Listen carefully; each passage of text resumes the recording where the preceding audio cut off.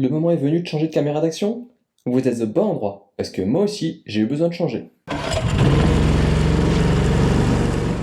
Salut, c'est Julien. Aujourd'hui une vidéo hors sujet mais qui concerne un peu la chaîne et qui, je pense, pourra vous intéresser. Tout d'abord, ne cherchez pas les liens dans la description, car il n'y en a pas. Ce n'est pas une vidéo sponsorisée.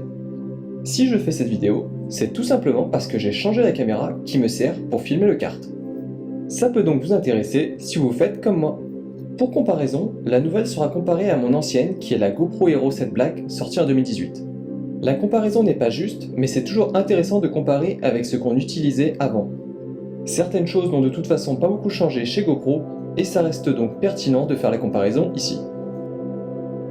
On commence par faire un petit tour de ce qu'il y a dans la boîte. Donc, la caméra, bien entendu.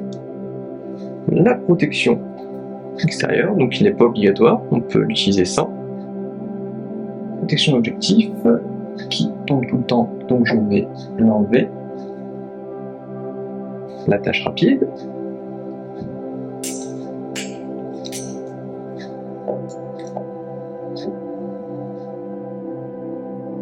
Une attache au casque collante. Un câble USB-C vers USB-C de recharge. Ces petits machins qui servent à être collés ici si jamais c'est pas assez serré. Au niveau des caractéristiques, on a ici une caméra capable de filmer en 4K HDR jusqu'à 120 images par seconde.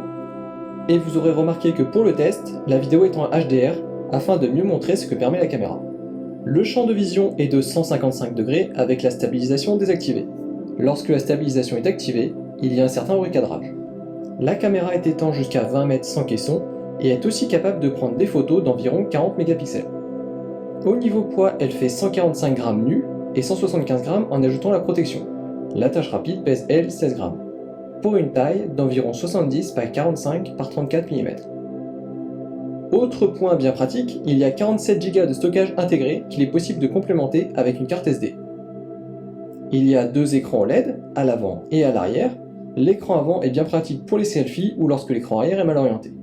Les deux écrans ont une bonne visibilité, même par temps lumineux. Dernier point, il n'y a pas de GPS comme sur la GoPro. Mais bon, comme je fais du kart en intérieur, j'en ai de toute façon pas l'usage. On dispose cependant de l'affichage de l'altitude et de la profondeur, mais comme on est en novembre, je n'ai pas prévu d'aller me baigner, ni de faire de l'alpinisme.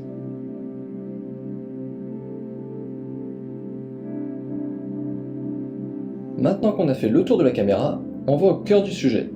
Qu'est-ce que ça donne, la qualité d'image? Je vous mets dans le bas les détails sur les vidéos.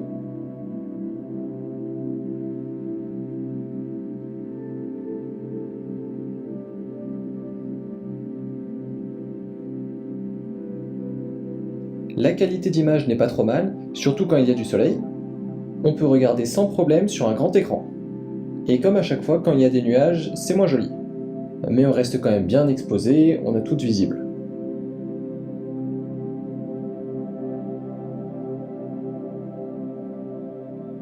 Bon alors, contre la GoPro, ça donne quoi? Au global, on voit que l'image est meilleure sur la DJI au niveau de la dynamique et de l'exposition. Par contre, quand on zoome, on remarque qu'il y a plus de détails sur la GoPro.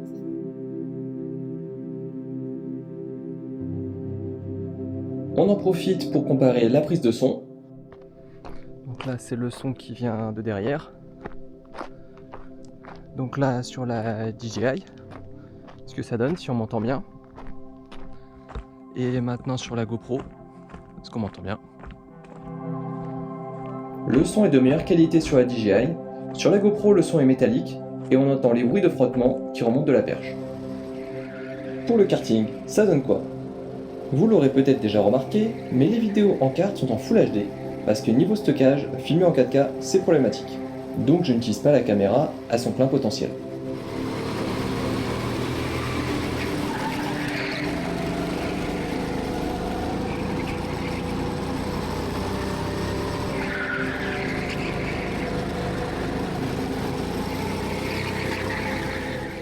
Mais ça ne m'empêche pas de comparer avec la GoPro, dont les vidéos étaient aussi enregistrées en Full HD.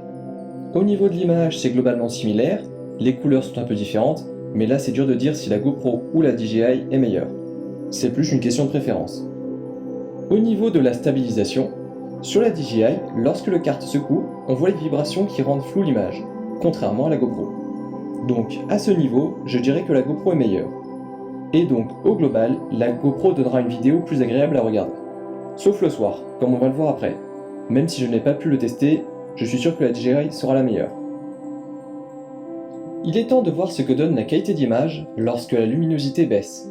Je n'utilise pas le mode nuit intégré à la DJI, car ce mode apporte trop de bruit et supprime le HDR. Cependant, je passe à 30 fps pour gagner en qualité d'image.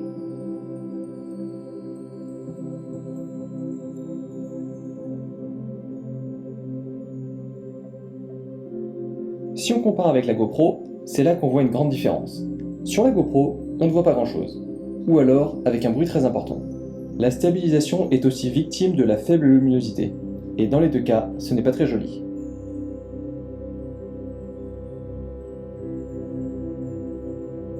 Et en parlant de stabilisation, on n'oublie pas que c'est une caméra d'action, et l'une des caractéristiques principales, c'est la stabilisation. Et attention, sur la DJI, il y a 5 modes de stabilisation. On en reparlera plus tard, mais sachez que les différents modes de stabilisation conduisent à différents recadrages. Le premier mode, c'est quand la stabilisation n'est pas activée. Déjà, rien qu'en marchant, ça secoue beaucoup. Et en courant, c'est bien évidemment pire et totalement inexploitable. Le seul intérêt de ce mode est lorsqu'on utilise un gimbal. Le second mode s'appelle Rocksteady, et c'est le mode que j'utilise parce que ça me permet d'avoir le champ de vision le plus large avec la stabilisation. En marchant, on voit bien le mouvement, mais rien d'inexploitable. En courant, la vidéo reste fluide et on garde le mouvement. Le mouvement permet de donner du dynamisme à la vidéo. Le troisième mode, Rocksteady Plus, stabilise mieux au prix d'un recadrage plus important.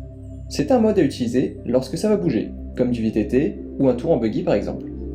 On voit en marchant que le mouvement est moins prononcé. Et en courant, le mouvement est aussi significativement diminué.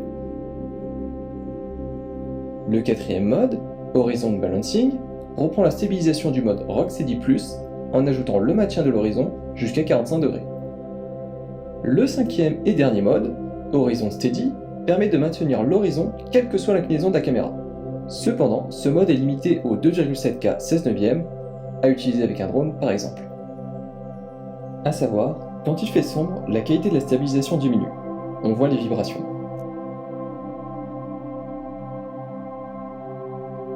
Ce qui arrive aussi sur la GoPro.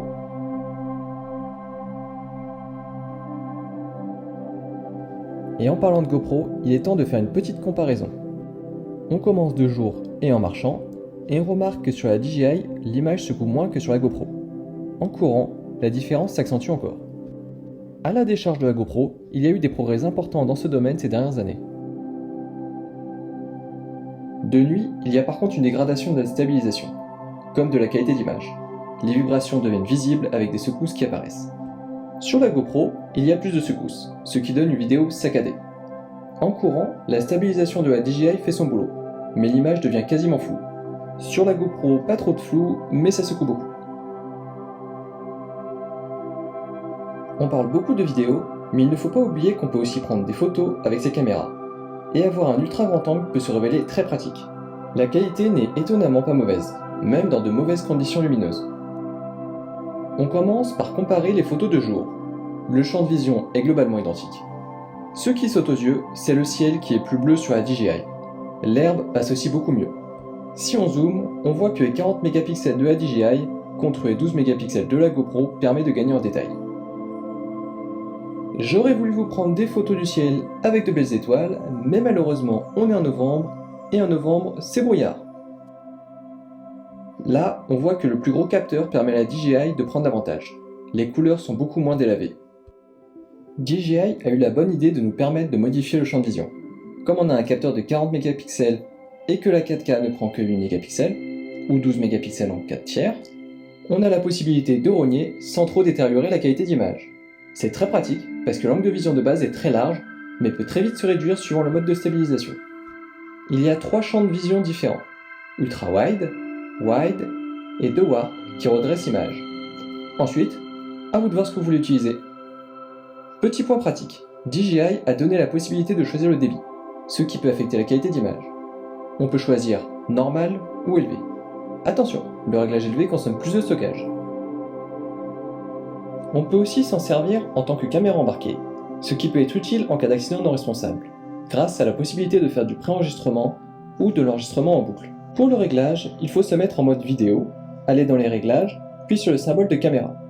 Il y a donc le choix de faire un préenregistrement, où l'enregistrement continuera après avoir appuyé sur le déclencheur, ou l'enregistrement en boucle. Dans ce cas, l'enregistrement s'arrêtera après appui sur le déclencheur. À choisir suivant votre préférence. Quant à la durée, je choisis 5 minutes pour avoir de la marge. Mais là encore, c'est à votre discrétion. Évitez 5 secondes quand même. D'un point de vue pratique, je trouve que le bouton d'allumage est trop dur. Ce bouton sert aussi pour changer de mode. Heureusement qu'on peut changer de mode vidéo avec l'écran. Ce qui fonctionne bien grâce à la fluidité sans faille du système. Un bon point. Le son qui permet de savoir si on a lancé un enregistrement n'est aussi pas assez fort, surtout quand on porte un casque et que les cartes sont allumées. Il y a donc un risque de ne pas lancer la vidéo par erreur. Niveau autonomie, j'ai fait un essai en 4K à 60 fps avec la stabilisation activée et l'écran éteint, comme il s'éteigne automatiquement au bout d'une minute, pendant 30 minutes. La batterie a perdu 27%. On peut donc estimer une autonomie d'environ 2 heures, ce qui est moins que les 4 heures annoncées par la DJI. En Full HD, certes. Pour ceux qui se demandent pourquoi j'ai quitté GoPro, c'est à cause du manque d'amélioration, notamment en basse lumière, et on a pu voir que c'était mauvais, ce qui me pose régulièrement problème. Et la GoPro qui se vide toute seule dans la nuit quand elle est éteinte m'a énervé plus d'une fois. En conclusion, qu'est-ce qu'on en retire? J'ai testé la DJI pendant un peu plus d'un mois, j'ai aussi pu l'utiliser en vacances et j'en ai été globalement satisfait. La qualité d'image est bonne, tant qu'on ne regarde pas trop près, la stabilisation est globalement efficace, même si on voit de temps en temps des vibrations. On sent que les algorithmes de la DJI sont en retrait par rapport à la GoPro, qui est d'ailleurs mieux finie, on sent une différence sans que ça ne soit gênant. Pfiou, c'est enfin fini. J'ai bien aimé faire le test, ça change, mais c'était la misère à monter. En tout cas, j'espère que ça vous a plu. Si c'est le cas, on n'oublie pas d'aimer la vidéo, de vous abonner, de partager, et je vous dis à bientôt.